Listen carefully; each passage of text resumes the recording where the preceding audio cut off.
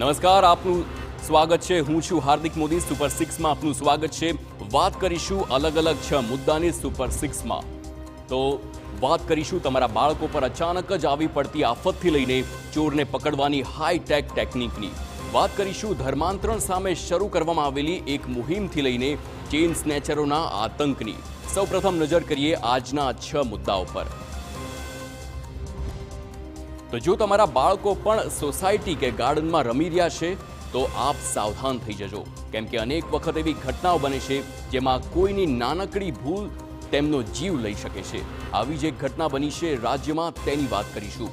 બીજા મુદ્દામાં વાત કરીશું હાઈટેક ચોરીના જમાનામાં ચોરને પકડવાની હાઈટેક ટેકનિકની, જેમાં પોલીસે ગાઢ જંગલમાં છુપાયેલા ચોરને નાઇટ વિઝન ડ્રોનનો ઉપયોગ કરીને ઝડપી પાડ્યો છે।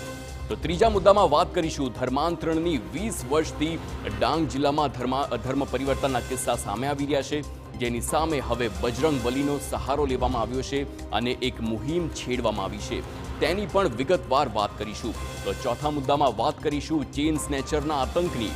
જો તમે બજારમાં હોવ કે ઘરમાં, સોનાની લૂંટ ચલાવનારા બેફામ ફરી રહ્યા છે।